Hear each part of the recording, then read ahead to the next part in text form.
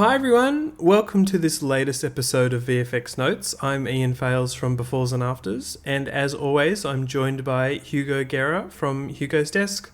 Hi Hugo. Hello there. Hi everyone. Good to see you, man. What have you been up to the last couple of weeks? So it's been. I'll be honest. I don't want to bring everyone down, but it's been a bit of a tough week for me. Like, unfortunately, you guys know that I talked about that on a few weeks ago. My cat has died, so now I have another pet that it just died. Like, it was just a few months ago that my dog died as well. So my lovely cat Zizi died after 16 years. And that has been very tough for the family, so I haven't really done much this week. We've just been like dealing with that and dealing with a bit of grief. And me and Anna has just been a bit devastated by this because now we only have one cat left. They just, oh man, they're part of our life. They were part of our life for 16 years, and then they just vanished like this after one day, and it's really tough. So yeah, I've been mostly doing that and still trying to keep up with the podcast I'm doing with Anna, and also like the tutorials that I'm doing with my classes for Hugo's Desk. And so I'm trying to work a bit, but it's been tough this week. So that's been my life last week, you know. Yeah, I'm really sorry, Hugo. It's really tough to lose a pet. It is. Thank you. Sounds like Zizi had a good and long life, which is great. She did. But it doesn't make it easier. A traveled cat. She lived in Portugal, Sweden, and the UK. Wow. She had a passport, you know. Not a lot of pets had a passport. What about you? Well, what about you, man? What have you been up to? Well, the big news here in Sydney is that we're coming out of lockdown. I know. I saw that. It was actually news here. It was actually news here. I can't believe, like, was watching TV in the morning, and it was actually one of the first news on the news here on the BBC. I think that's because all Britons want to come to Bondi Beach. It's great that that's happening, and vaccination rates are amazing. I still haven't got a haircut yet. Apologise for that. Maybe I won't get one. We'll see what happens. I think you look like an elderly speaker. It's good. It's good. You look like anyone should take you seriously. You know, it's good. Apart from that, this week is the View conference, so I'm doing a bunch of sessions there. There's something on Dragonheart, Independence Day, Phil Tippett's Mad God, Future of VFX. God. It's full on. Please look at the View conference website. It's lots going on there. What else? Unfortunately, the View conference, like, I was supposed to present there and I was invited, but I had to cancel last minute because of some professional work, and also like the passing of my cat. So unfortunately, I just have to apologize to everyone who was looking forward for my Nuke workshop there, but I'll be there next year, you know. So I'm next year in Italy. Yeah, but I'm so looking forward for your presentations. I'm so looking forward for Dragonheart. I think it's gonna be fantastic. Like, yeah. Well, there's a lot happening at View. There's also a lot starting to happen in cinemas because the world is opening up. Yeah. And one film coming out very soon, it is actually out in a number of territories already, is Dune. Yeah. Denis Villeneuve's version of Dune. And because that's coming out, Hugo, we thought we would discuss David Lynch's version of Dune, which I think it's the time for me to admit to you something about that film. I thought I'd fess up straight away. Okay. I have only seen this film twice, and I only saw it for the first time recently. Okay. Relatively recently. Really? I didn't tell Hugo this before I agreed to do this podcast. I am shocked about that. I am shocked. So you probably you watched it now, like, so you watched it with the eyes of now. Oh my God, it must have been terrible then. Well, I just knew about it, obviously. I thought you were going to say, like you usually say, like, oh, Hugo, I struggled. Well, we'll get to that. I watched it with two buddies during a previous lockdown in Australia, where we watched it on whatever we did. We bought it on iTunes, watched it together, but sat on Zoom. and that's talked cool. over it. That's cool. And then I did do a podcast with Paul Franklin from DNEG and Ludo from DNEG. I was on. I listened to that one. Yeah, and so there I had very fresh eyes. Yeah. And so they're the 2 times, Hugo. But I'm gonna just tell you up front, I love it. I love it to death. That's good. Good. I love it. Because I love it as well. That's good. I thought he was going to say like, madness. oh, Hugo, I struggled. Oh, Hugo, I struggled. This was horrible.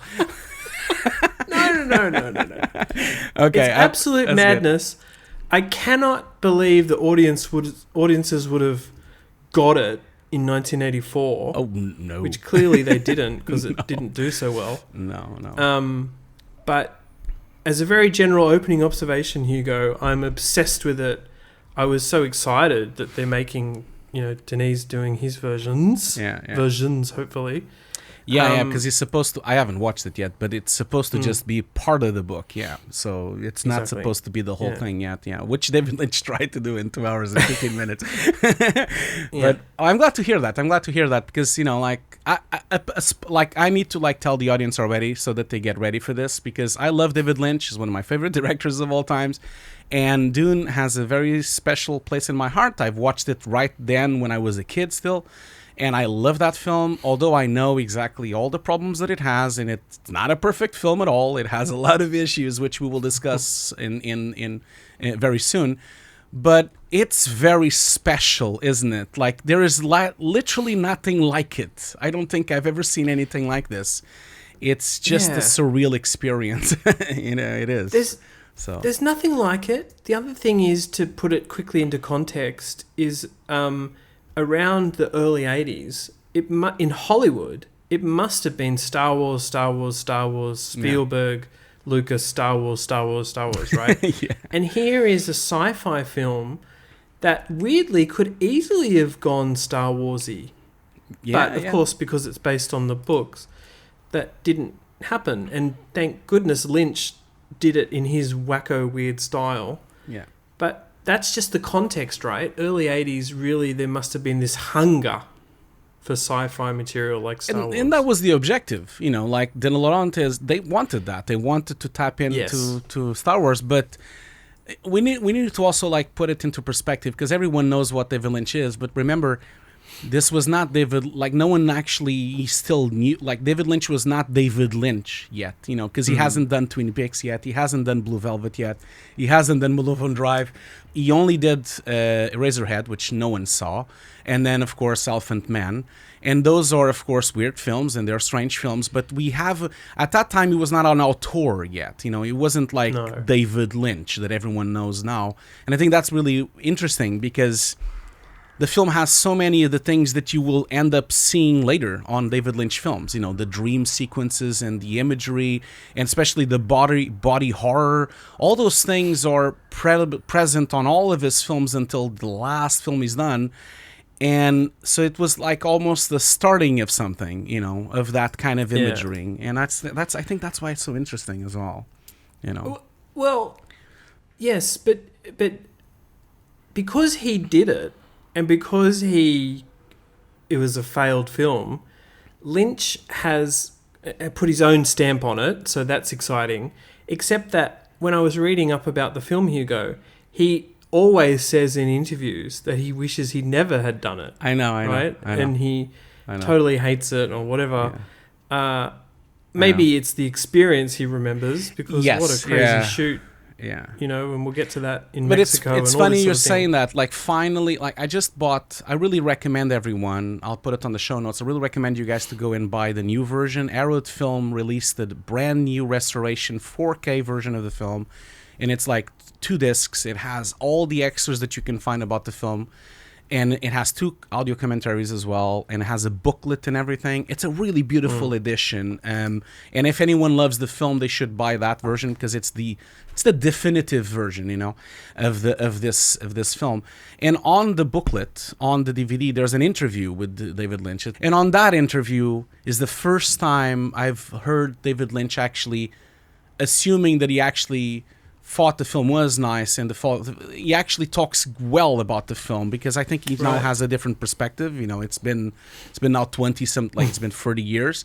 Oh, by the way, I forgot to mention, I've watched that, but I also watched the TV version. Have you ever watched the TV version, the one directed by Alan Smithy? Well, that's right. That's right. Yeah, as a TV version. So I bought a DVD on eBay for like £2 just to watch that version. It's not out on Blu-ray, and it's like 3 hours and something. So it has another extra hour than the original version, and it's directed by Alan Smithy because David Lynch didn't want to put his name on it. And as you guys all probably know, the Alan Smithy was always the name that everyone used. But that version has so many other things that were not on the final film. But it's a really strange version because it also has repeated shots, because I think they were reusing parts. And they removed all the really, really nasty parts, like the really violent parts, like the Baron taking the pump out of the little, like the boy and everything. So it's a really strange version to watch. Yeah. And yes, two things I want to pick up on from what you said. One is the early 80s in terms of films and how audiences watched them. And we've talked about how it was Star Wars. But, of course, the big effects films that year were Temple of Doom, 2010, right? And which we've done. You guys need to... I'll put a little link here. You guys need to go and watch our episode about 2010, which is a really interesting film. I know it's not a very good film, but it's a really fascinating film in terms of visual effects. Really beautiful film, mesmerizing film.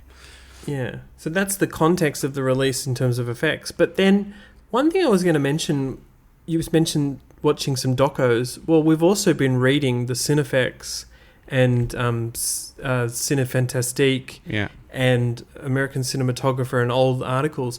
One thing I really noticed, Hugo, was people who worked on the film were very honest.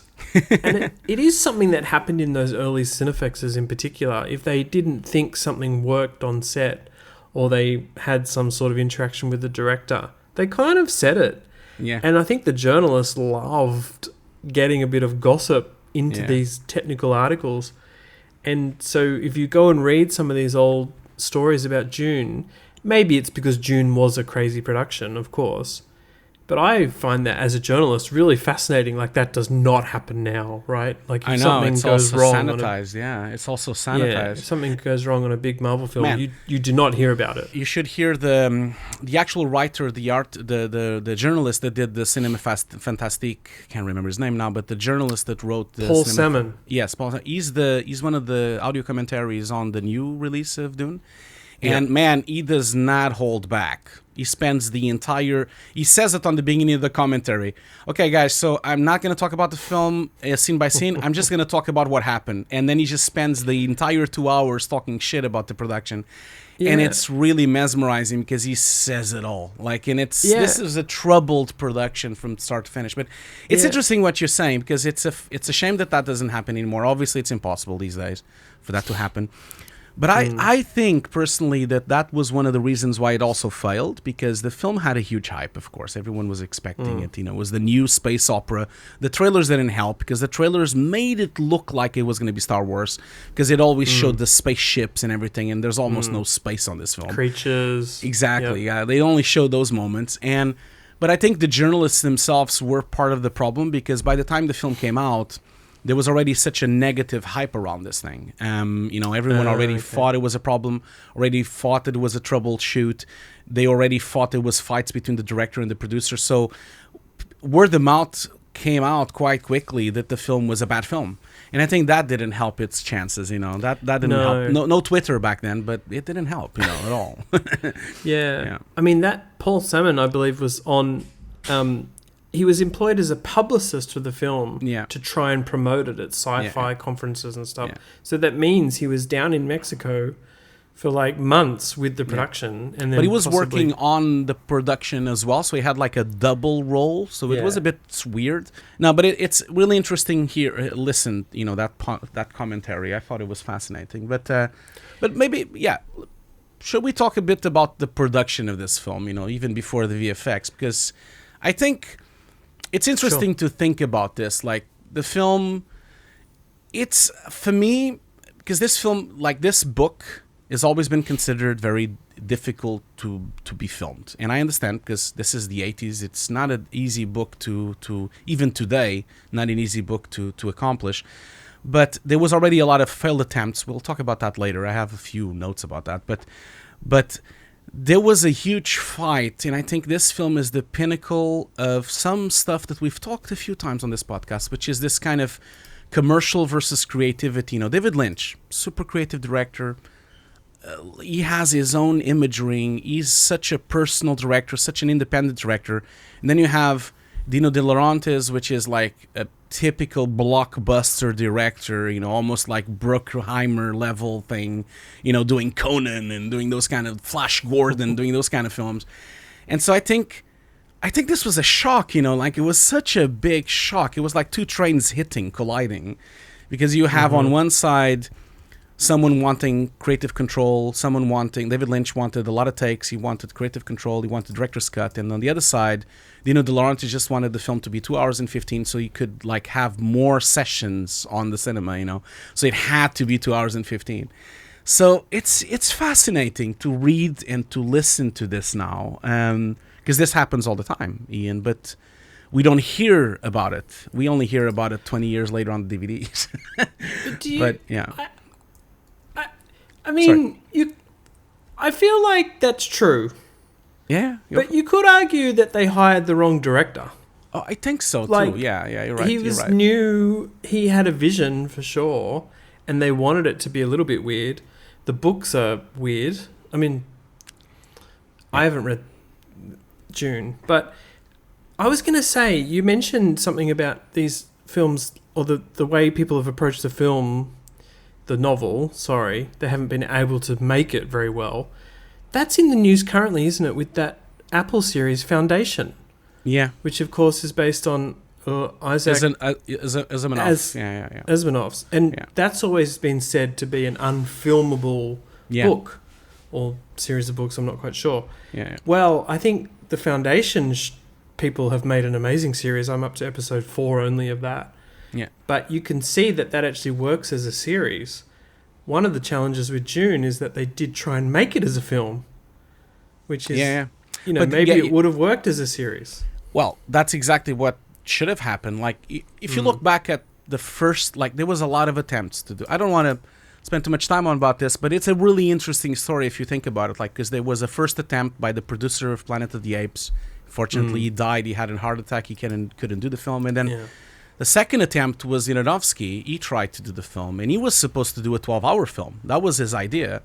And obviously no one was going to ever go and see a cinema film on the 12 hours. But I kind of feel like Jodorowsky was ahead of his time, because that was perfect for a Netflix show, wasn't it? Like, if you think about it, it would have been a perfect thing, because he really developed the entire script, and he did a full storyboard as well. And Jodorowsky, by doing the 12 hours, would have been a perfect fit, 12 episodes or 14 episodes or something. I know we're not talking about that version of Dune, but I really find it fascinating, and everyone should go and watch. There's a documentary on Amazon. I at least watch it on Amazon. I think that's the only place where you can find it. It's called Jodorowsky's Dune. It's like a 1 hour and a half documentary about the development of that film, because that must be the best movie that was never made in the world. Like that production. People should really go and check it, because this production is really interesting, because he basically gathers the best team in the world to make something. He's like, basically, he never did the film. He only did the storyboards, and there's like this huge book storyboards. But, he got like Dan O'Bannon, he was very famous from Dark Star. He got like, Orson Welles involved. He got Giger involved. He got a lot of the people that then ended up doing Alien later on, and ended up doing Blade Runner. He got Mick Jagger involved. He got Pink Floyd involved. This thing even had Salvador Dali as the emperor to be played. Famously, it was going to be like $100,000 per minute that he was going to charge. And this entire thing, it's really fascinating to watching this documentary because this, like Jodorowsky, which I'm a big fan of his films, these films are really weird. He's like a surrealist director. He's an avant-garde director. He doesn't really do narrative. But this film basically became one of the most influential films ever, and then influenced Alien, and influenced Blade Runner, and then influenced Prometheus, influenced even the making of David Lynch's Dune, just because he gathered this amazing team of art directors, an amazing team of VFX people, and Giger, and all these people. And unfortunately, the film was never made, but it stayed, and then in the last 10 years, a lot of things came out of it. So I just wanted to mention this really quickly. And even Ridley Scott was involved as well to make this film. This was a troubleshoot already. Even before they started filming, it was already trouble because you had Jodorowsky was trying it and then he failed. Ridley Scott tried it and he also failed. Everyone failed at doing this, and then suddenly David Lynch has a huge success with Elephant Man, and then they thought he's the man to do it. And like you said, it's the wrong man, isn't it? It's the wrong person to do it. It does happen in Hollywood, doesn't it? Some indie director does really great, and I think he wasn't the wrong man because I love the film, but for a big budget film that needed to be successful, he was probably wrong. But the problem is the film is not.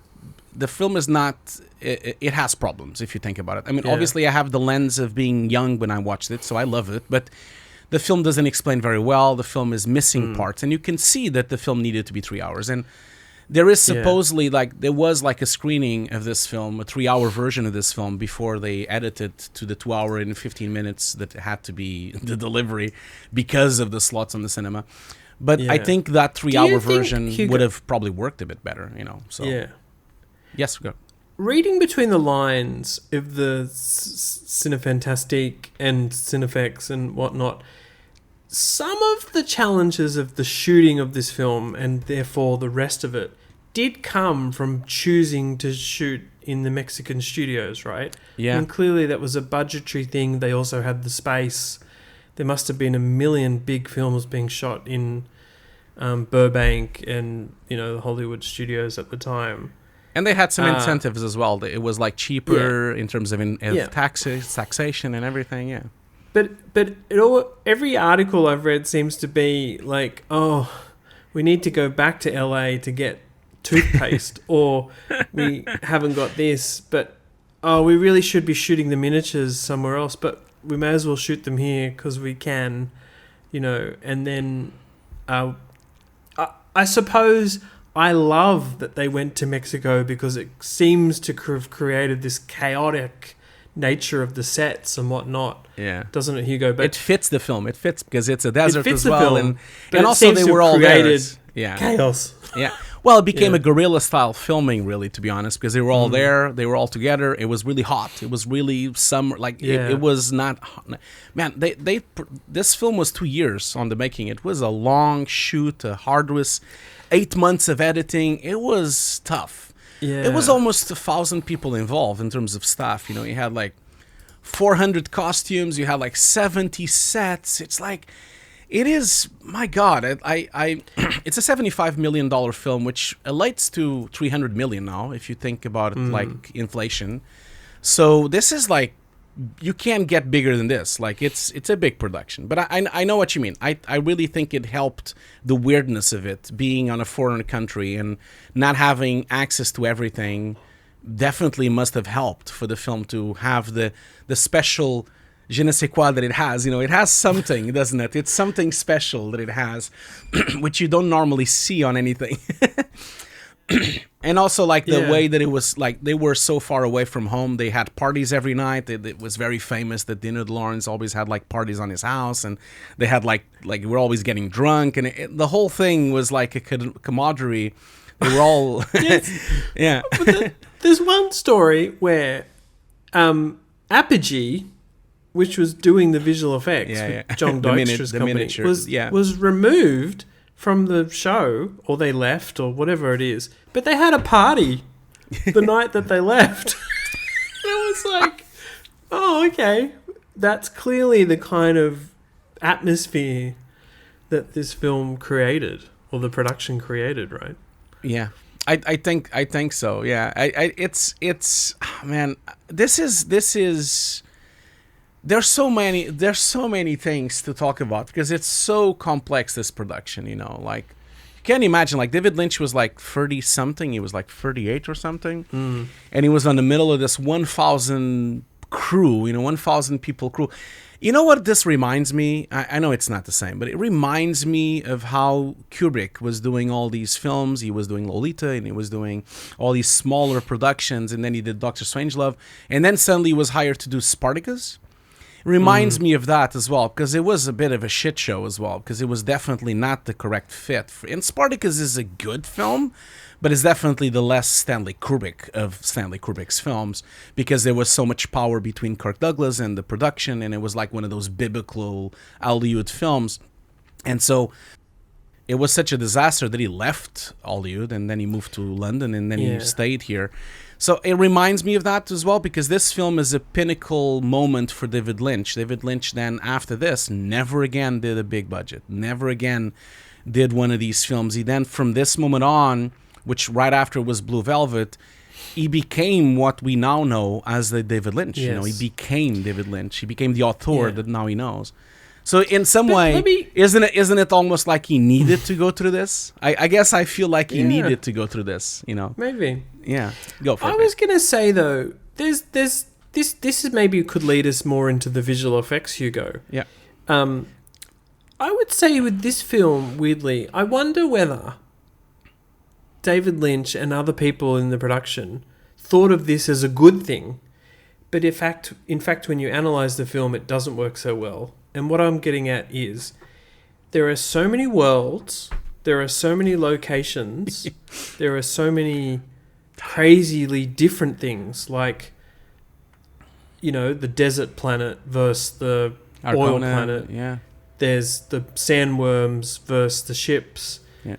There's, shields versus, other kind of fighting. What I'm getting at is there were so many compartmentalized effects and set pieces that each seem very achievable on their own. Yeah. Other films tend to need things to be much more cohesive and have a general look and feel, or they're all set in San Francisco, or just in one alien planet.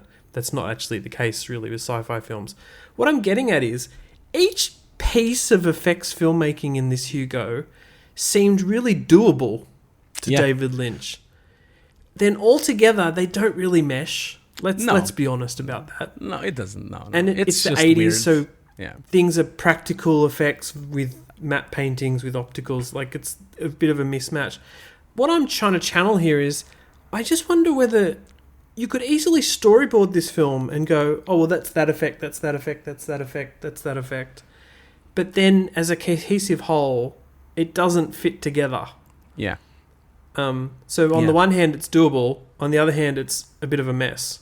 Yeah. No, I know exactly what you mean, which is so much easier these days, of course, because you can make it much more physically accurate, and you can make it in 3D, and you can kind of achieve a much more like what I assume was going to happen on the new Dune, which looks cohesive. It looks much more the same grade, the same look. But I know exactly what you mean. The film does.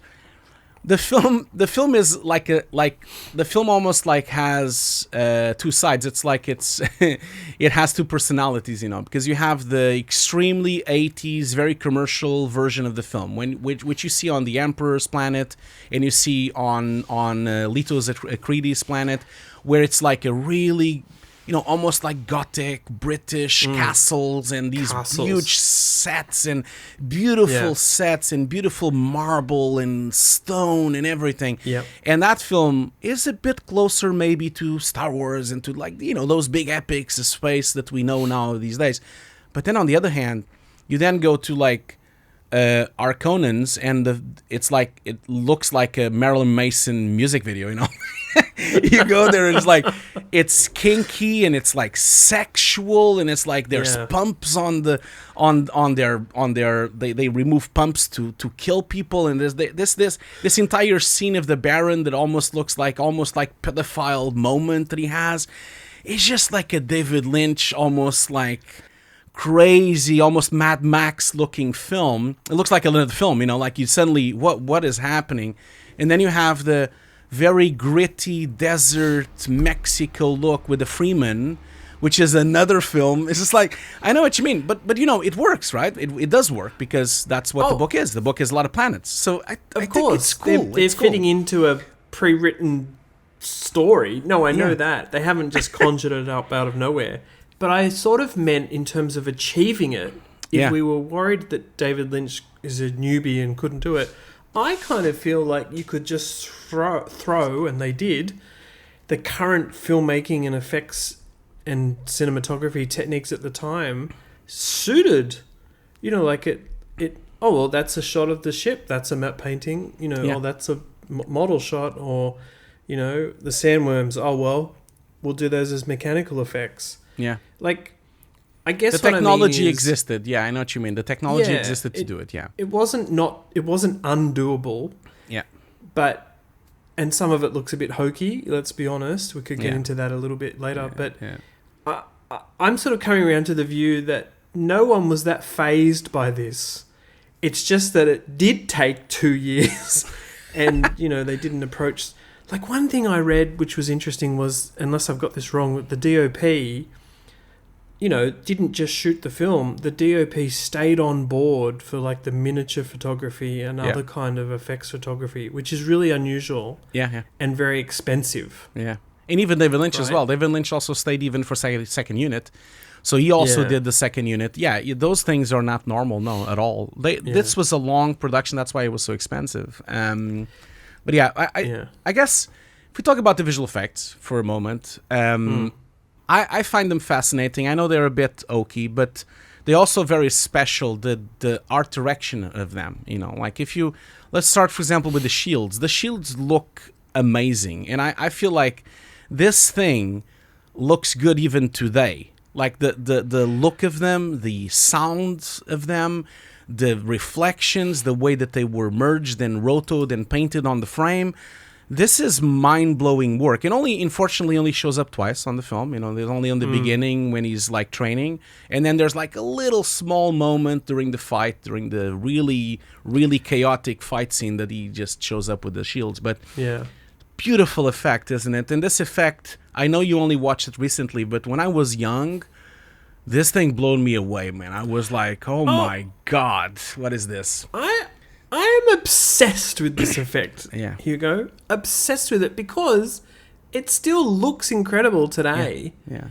And as you say, we'd probably clearly do it with CG. In fact, maybe we talked about this on a previous podcast, but weren't some of the Loki portal dimensional things inspired by these shields? Exactly. Yeah. We were talking about that when we must have talked about Loki, but exactly. Well, Loki, like the supervisor of Loki, actually assumed he admits this on the documentary. That it was very inspired by these shields. No, they're beautiful. They're a beautiful part of optical compositing. Do you think some of it is like simpler than you think? I know that they had like 8 separate animation elements for this. Yeah. And most of it, of course, goes through the optical printer multiple times. Yeah. Which means it distorted the footage behind it, but didn't necessarily take into account the real reflections or anything like that. I mean, how could it? Yeah, of course. But because it's human on human, it kind of feels like it's taking on the reflection. It looks of like the other that, fighter. because also like the distorted part has the same colors, so it looks like there's reflections. I think you get away with it a lot, and also the way that they're animated, like the way that they grow from the belt and they go on lines outside. It's a beautiful effect. I don't. I'll be honest, like I don't know who did it. I don't know who. You probably know. Maybe you know. Well, the main optical company in the end was Van de Veer. I see. Photo Effects, which did a lot of stuff in Hollywood. They don't always get their due. They even contributed to some Star Wars films.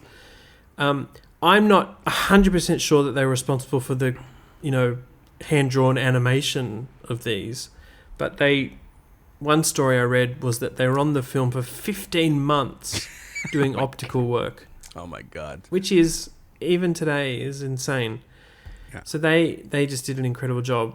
I think I could watch those shield scenes like on loop for 2 hours straight, Hugo. I'll be honest, like, I know what you mean. I'll be honest, like, I'm a little bit, I hope not, but I'm a bit disappointed on the new Dune. I saw it on the trailer. I only watched the first trailer. I'm trying to go on hiatus. I don't want to watch anything because I want to be surprised. Yeah, sure. But I saw the shields on the trailer, on the first trailer.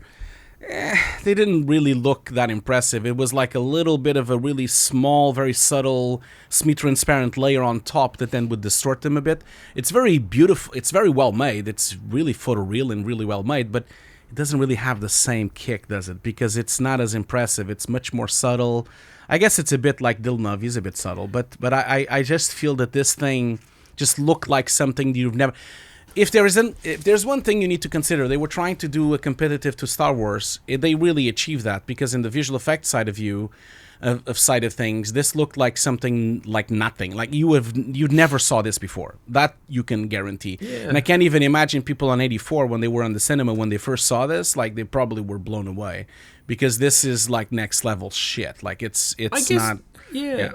We haven't really talked about that. The effects do this thing, or the production design, I guess, as well.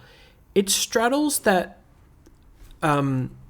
thing of being futuristic, but seeming to fit into a ye olde world, doesn't it? Yeah. And those shields seem futuristic, but they're obviously having a knife battle or some other kind of battle, which feels like King Arthur-ish, right? Yeah, exactly. I think that's why I also love the film. It doesn't feel like it's just a take on the future. I mean, that's the whole point, I know. But these effects fit in well with that idea. They do. I mean, the film is set on 10,000, 10,000 something. So it's obviously like, it's like, oh, you can't even imagine. But this thing, it's the same with the suits as well. The suits, the Freeman suits with the pumps and the water and everything. I know it's not a VFX, but they also look highly realistic, and actually, oh wow, that's exactly how they would have done it. And in fact, if you look at the new Dune, they kind of look the same. So I don't think you'd have do something different. And again, like, oh man, those suits, I just want to like mention, those were rubber suits, of course. They were in Mexico. Let's not forget that. They were wearing rubber suits in Mexico, sweating. I guess they were sweating just like the suit was intended to, but probably not gathering the water in feces like they were supposed to. But it's funny because they did 400 suits like this, and they had, of course, built-in muscles. And it's funny because the actors, they all talk about this on the interviews, that they actually really liked the suits. They hated because it was sweaty. You even have Max Seaton talking about this, but they loved it because they felt so powerful. They had muscles, and they were like, oh my God, I'm like so strong. I feel like so powerful now. So the suits also gave them a lot of the acting, because they look so composed when they're with those suits, it's really funny. But that it's credit to the art direction. The art direction is really on point, and it's so well achieved, from the shields, the suits, even the ships. They look like everything just really is well made. It's really people on top of their game, really on the top of their game. Should we talk a bit about some of the creature work? Of course. I'm thinking of the Guild navigators. And it's the first thing that shows up, which is a really David Lynch scene, isn't it? Oh my God. Now we know what David Lynch has done. At the time, no one knew, but my God, that is the most David Lynch thing like that you can make, isn't it? It's so good. As I understand it, done by Carlo Rambaldi. Yeah, the guy that did E.T., right? Wasn't he him? Yeah, it was him, yeah. Yeah, he was very famous back then as well. He was already very famous, Yeah, but brought something new. And again, I think if we go back to what this film was trying to be, it's possible the studio felt like, oh, we're going to sell figurines of these things or maquettes. God, maybe they didn't think that. Do I? Maybe I want one. Maybe that's why. I would have bought one. I would have bought one of the little car with the little water and everything. Oh my God, man! And the suits of those guys, the Guild Navigators that are around it, the ones with the mops and trying to clean it around. I love the one that talks, the one that has the microphone. He's such a character. He has so much style, doesn't he? He's like, the Ezra witch has to leave. It's just so cool. They of course, obviously, they almost look like a punk rock band or something, but it fits in so well, doesn't it? But yeah, sorry. The creature, which is all mechanical, pretty much. It's not. Yes. It's actually not a VFX. It's not an optical effect. That's all mechanical with vapors and dust, and it's really impressive. It's really impressive work. Yes, almost unseen again in terms of other films that might have felt inspired by this. So they really came up with something original. It doesn't look that good later on the optical effects when they're actually folding space. It's a bit wacky, but it looks beautiful inside that big glass car. Not a car, but it was like a big glass tunnel that he's inside. It's and that creature is actually scaled, isn't it? Because it's not a miniature, it's actually to scale, isn't it? That one was to scale. Yeah. I mean, I was going to say I really love it, but it didn't break any boundaries in terms of the technology. It was just cleverly fitting in with a Lynchian feel before Lynchianism was a thing. Yeah.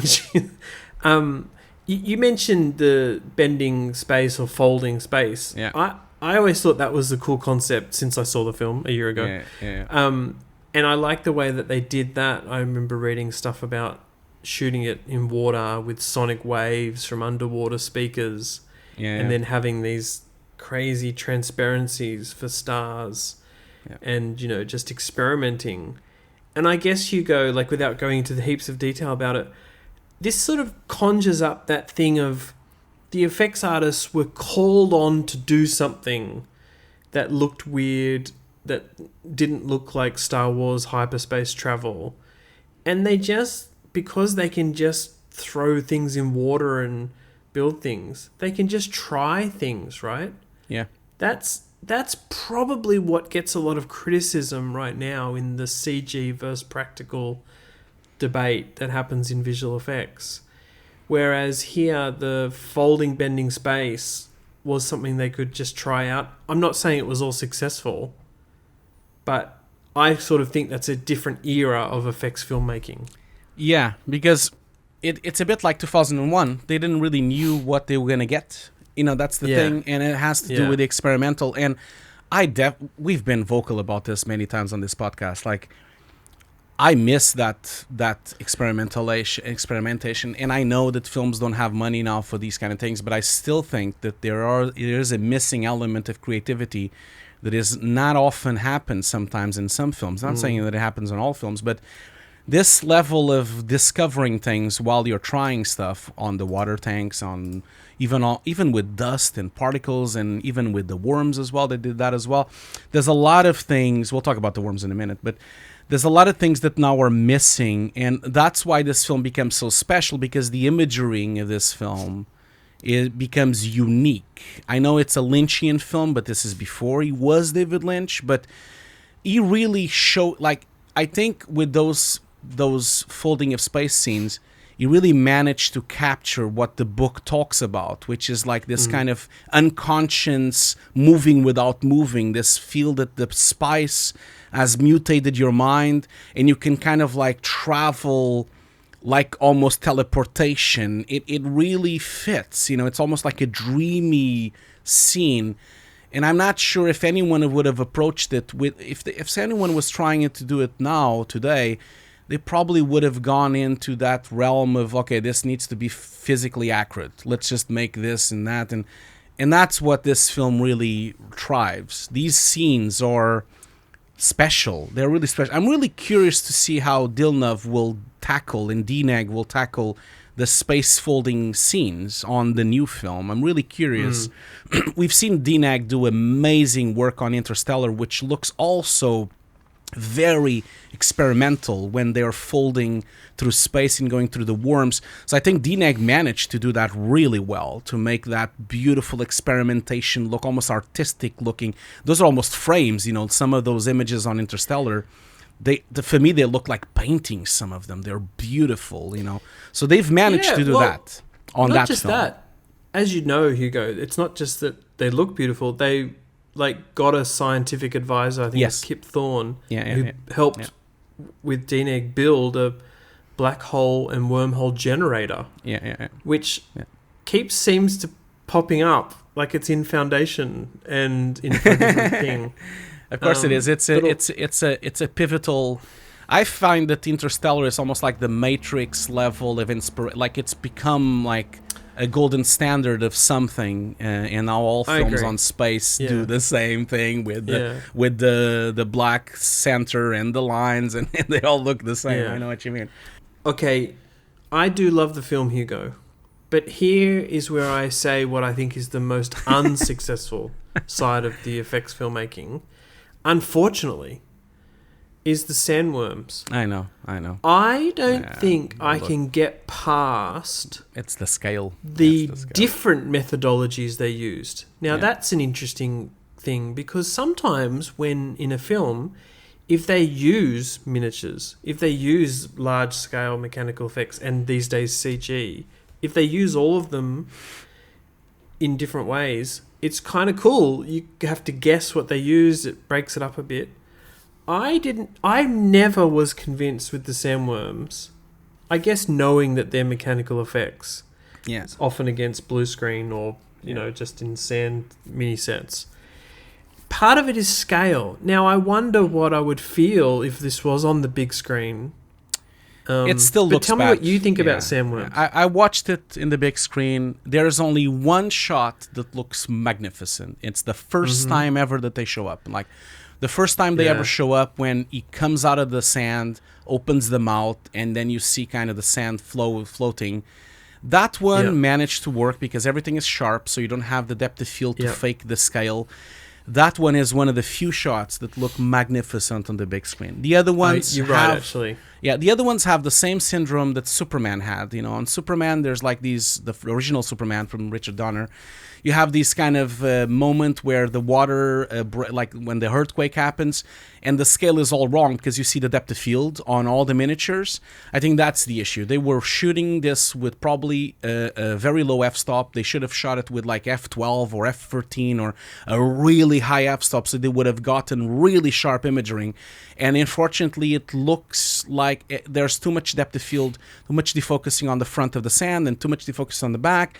It just makes it look small. It makes it look tiny. The worm looks this big, and it's just really bad. It's really bad work in that sense. Occasionally, I can't pinpoint where in the film. Occasionally, there's some slow-mo shots of the worms, possibly all shot slow-mo to help with scale, where the effect of that is to make the sand look liquidy.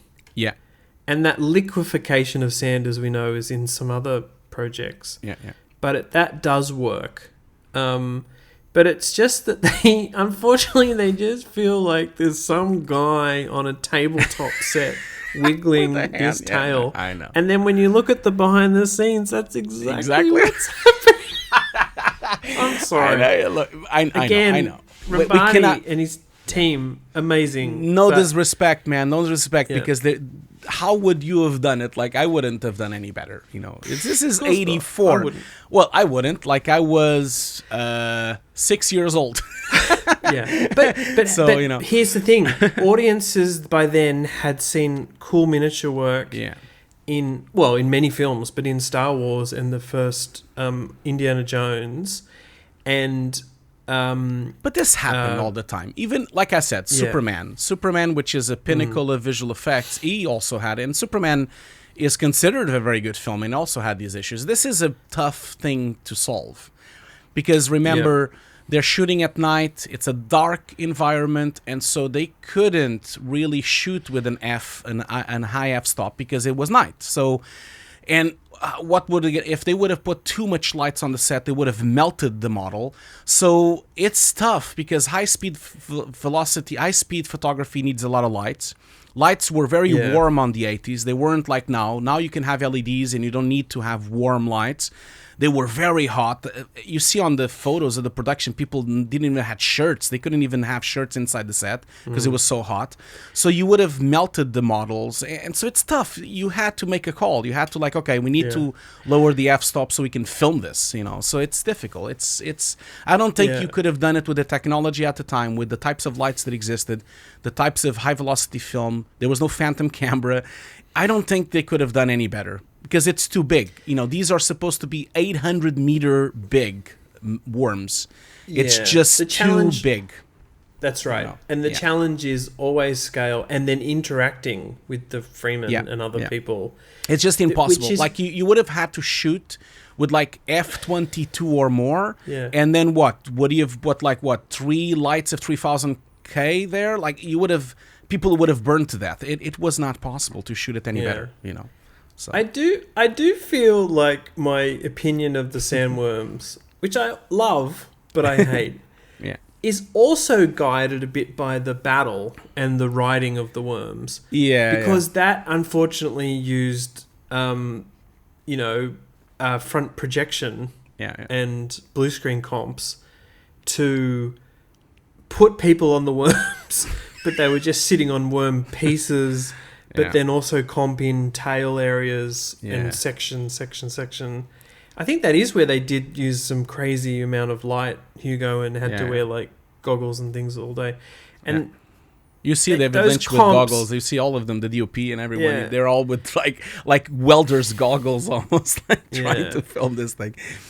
Yeah. Luckily, that sequence is amazing, but to watch and absorb with the music and everything. But the matte lines and just the different kind of compositing there versus elsewhere is hard to sort of watch today.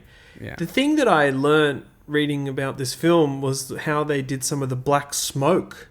Oh my god! That wouldn't pass these days. My god! We do hear about this occasionally, don't we? Yeah, man, Jesus, this is horrible. We hear about miniature shoots using, toxic smoke up a room, but this is too much. Yeah, here they basically realized they needed a certain kind of black smoke from fires and explosions in the background, so they really did shoot burning rubber pieces. From tires. Oh my god. And then not only that, they burnt it, shot high-speed photography, and then before it came over to them in their minds, they ran out of the room and used fans to blow the smoke away. Oh my god. Like, the less environmental breathing in. Yeah. Oh. They would have brought, it's not only the worst environmental disaster thing, burning tires, but then also breathing this thing. This is the 80s on a nutshell, isn't it? Like, it is the 80s. Like, the whole thing is the 80s. And the excesses of the 80s. And let's also not mention the music. The music is really good, but it's such a surprise, isn't it? Because it's from Toto, which is a bit weird. Like, it's such a weird choice, Brian Eno and Toto, to do the music. I'm into it.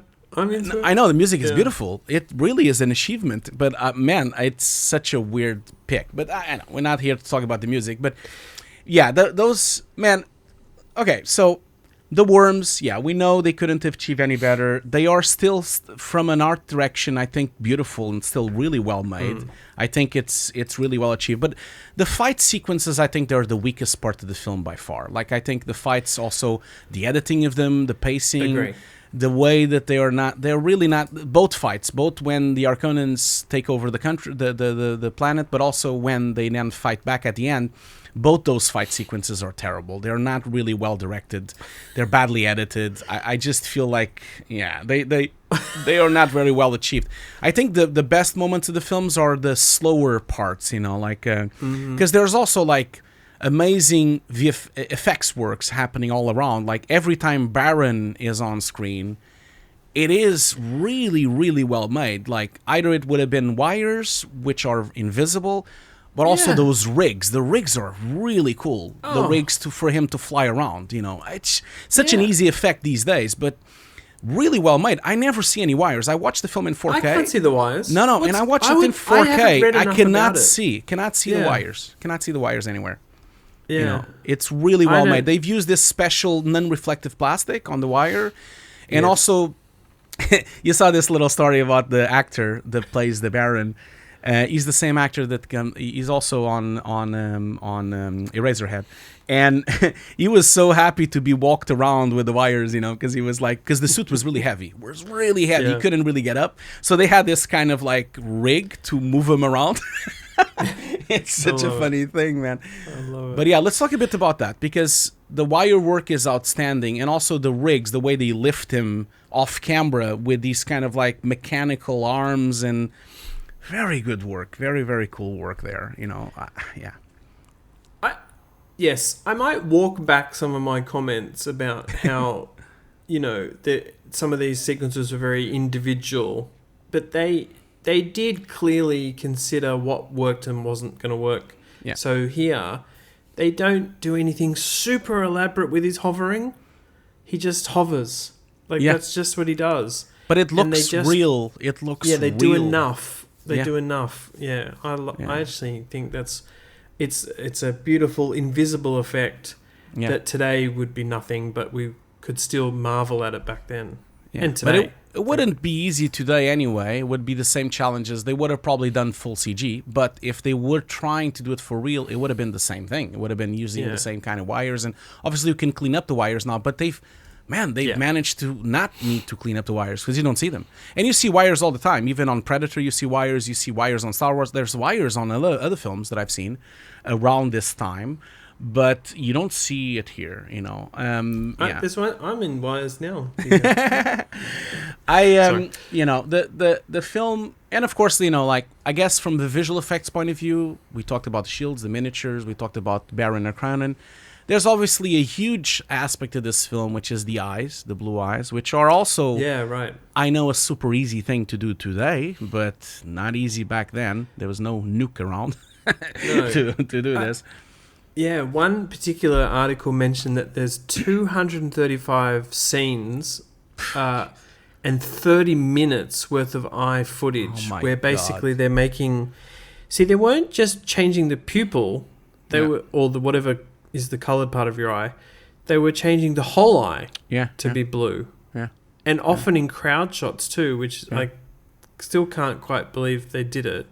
Yeah. But yes, amazing rotoscoping, basically creating mats, and then actually also creating travelling mats for the actual eye shape.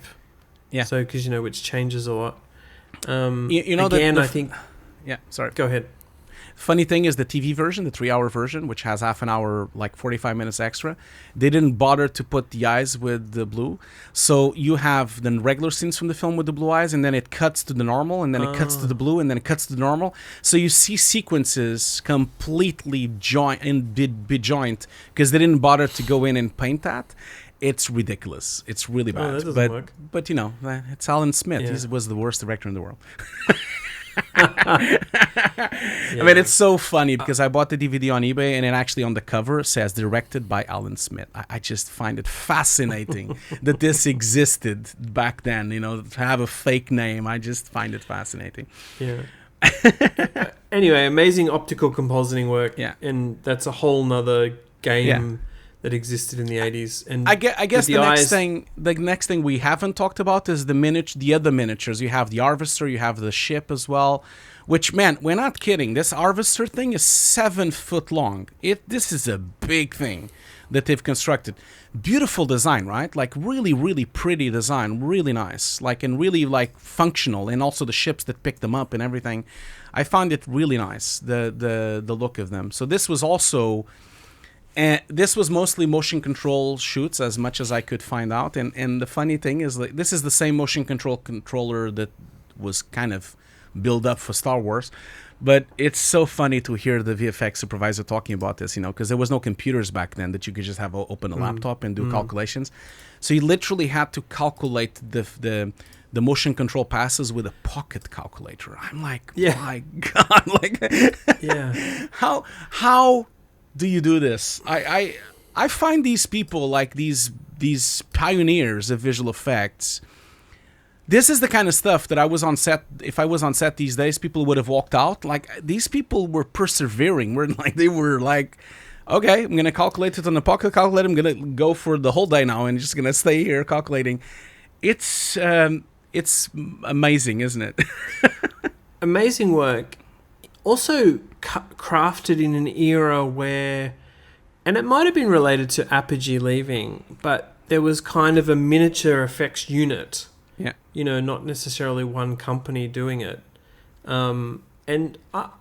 There's a bunch of films where that used to happen a lot on, which I find really quite fascinating.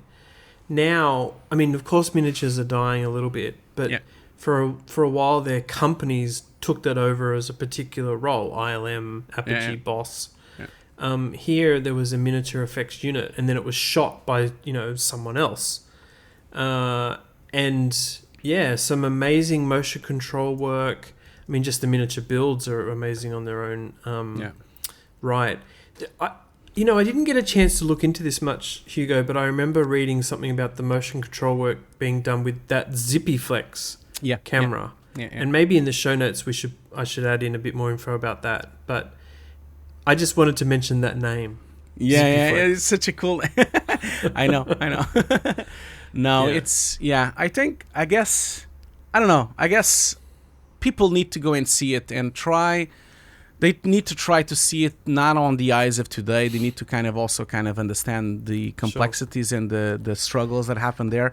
And it was really struggling. This was a struggled production. It was a tough production, a big fight between director and production and everything. But I don't know, like, anything else that you want to cover, or should we wrap up? Oh, well, only that isn't there an amazing shot, unless I'm getting this wrong, of that. I'm going to pronounce it wrong, right? The Atreides ship. I think you mentioned it already. And all the characters running into it. Is it the Freeman or is You're talking about when they arrive to the planet, you have the ship and then they leave they walk out of the ship. This is a beautiful shot, isn't it? It's a beautiful shot. Which I'm sure the Cinefantastique covers in detail, but that is clearly some sort of force perspective miniature. Yeah. Some matte painting work. And live action static shoots. It really holds up today. There's two shots. Oh my god! It's that shot, and then exactly almost the same at the very beginning when the guild navigators arrive to the planet as well, and you see this big shot of them coming out of the ship as well. And you know what sells that shot of the Atreides house leaving the ship is when they cut to a close-up, and the close-up is a really long lens of them going off the stairs, and you have the heat of the desert distorting the image, and then it cuts back to the big shot. It really works because the close-up is the set that they've built. They've built like a section of it with the staircase, and they've used the whole thing practical there, and then they cut back. The angle is really beautiful. Yeah, that's one of the... Still holds up today. Like, I think it looks beautiful. Yeah. It still doesn't have any flaws. It looks really nice. It's a beautiful shot. Yeah, you're right. Love it so much. That is a combination of matte painting with practical, with sports perspective. Yeah, it's really nice shot. Matte paintings were contributed, most of them, I think, by Albert Whitlock. Yeah.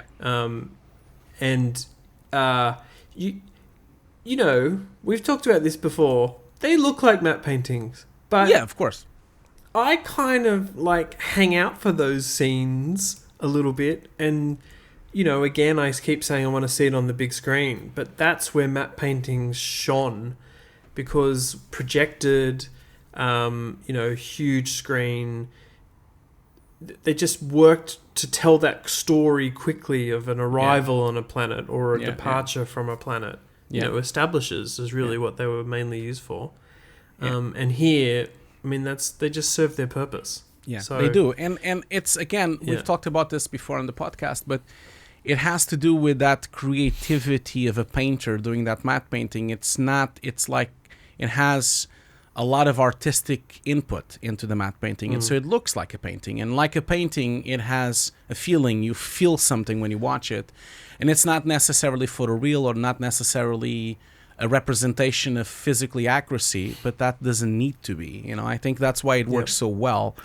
Even to this day, you still have those moments in film where beautiful matte paintings are done. And of course, obviously, it's a bit of a dying art, and it's getting more and more photoreal and more physically accurate. But I do love that artistic input of one person that makes it look so you feel it so much. You feel exactly you have the feeling when they arrive, the hotness of the planet, the scale of that ship. It's beautiful work.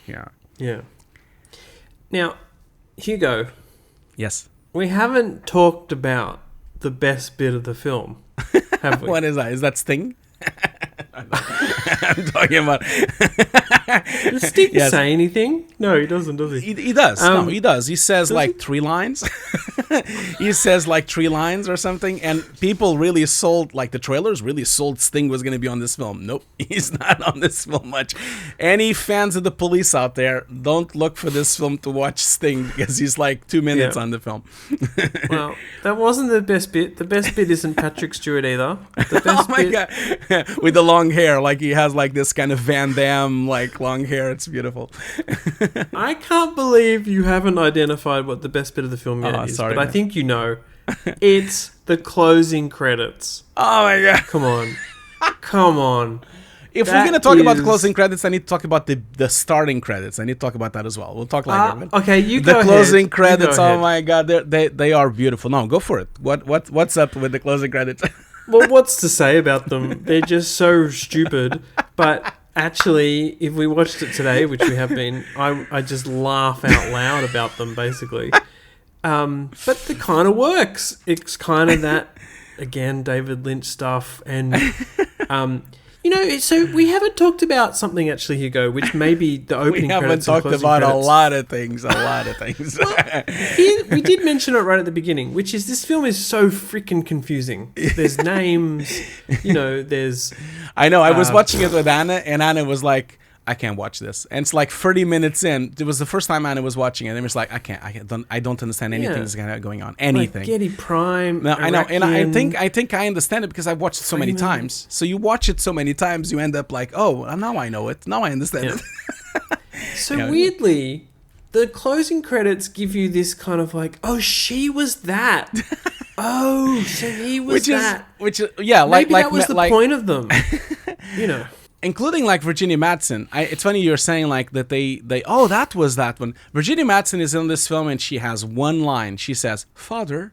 That's the only thing she says on the entire film, except of course the intro with her talking.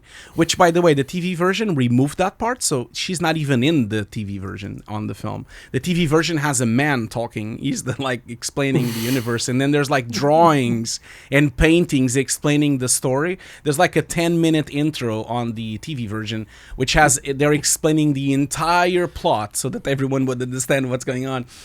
But yeah, the I think they're beautiful. They're a product of the 80s, of course. Those end credits, they're like so typical. You would have seen this on TV shows. You would have seen this on films, putting the names. But I reckon he did it as a bit of a lark, and it was to make sure you knew who was who, and it worked. It worked. It did. It's silly. It's cool. Now, I have a huge connection with the intro. I think the intro is beautiful. Like, I love Madison's close-up. She's talking about the story. Her acting is amazing. The music is beautiful in that section. I love that beginning. I think that beginning is really top-notch directing. And there's like a little detail about that beginning, which is really funny, which is the blackout, because there's a lot of conversation about that. Like, oh, why does it fade to black? And then you see just the stars, and then it fades again, and then it fades to black, and then it fades again. And people think, oh, that's probably means like, she's talking about something, and she comes back. And there's all these kind of meanings, but it was a technical problem.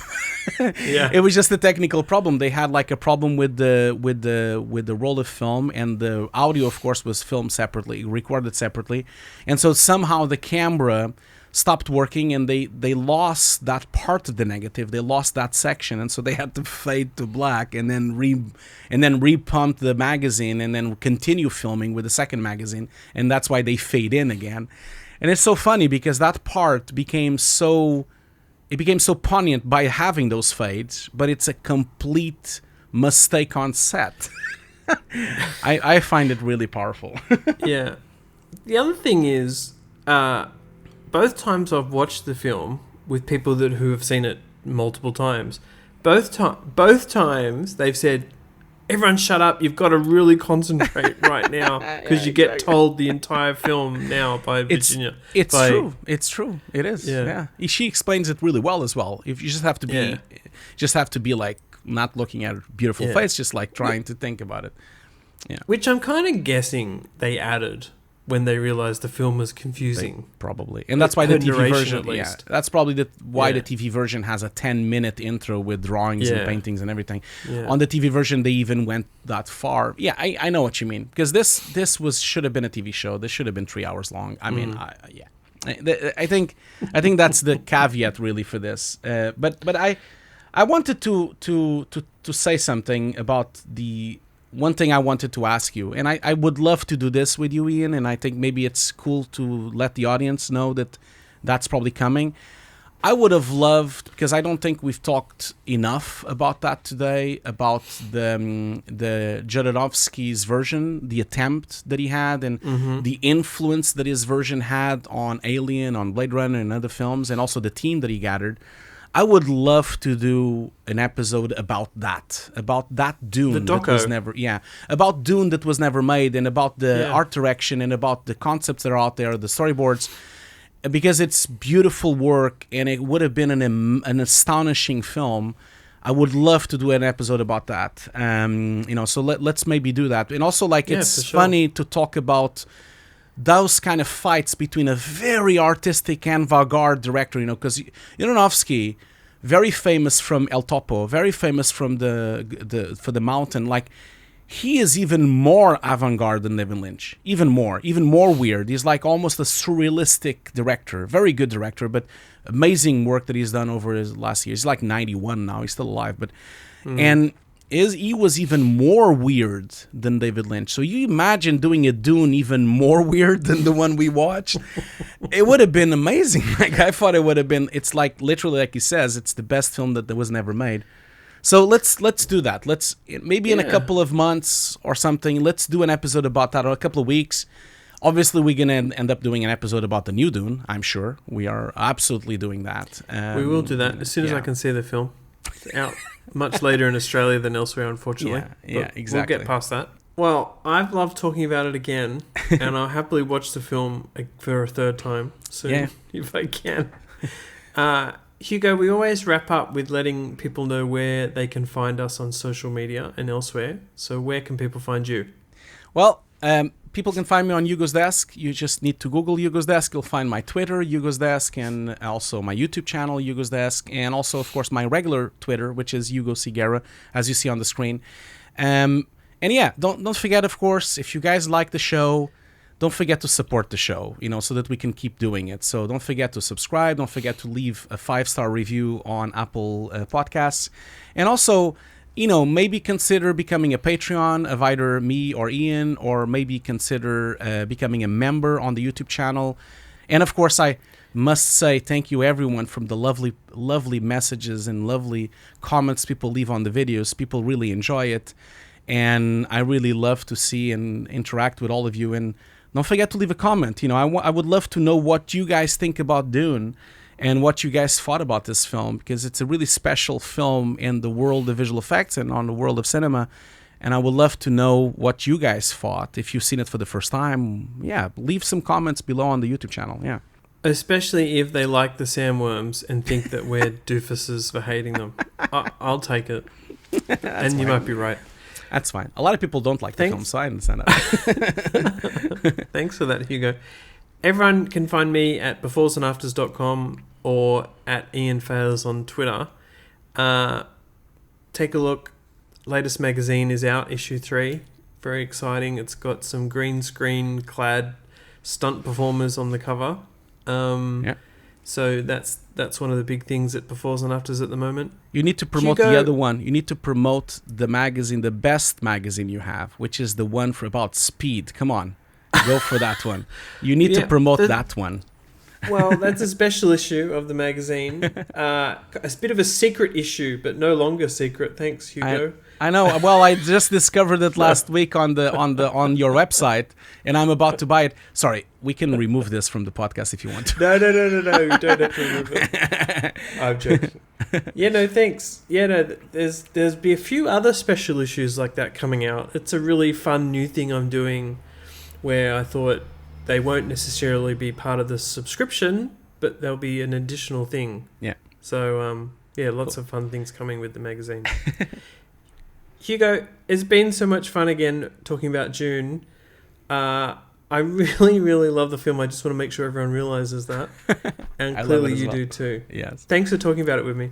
Yeah, no problem. Okay. Thanks for listening, everyone. See you later. Okay. See you later. Bye. Bye.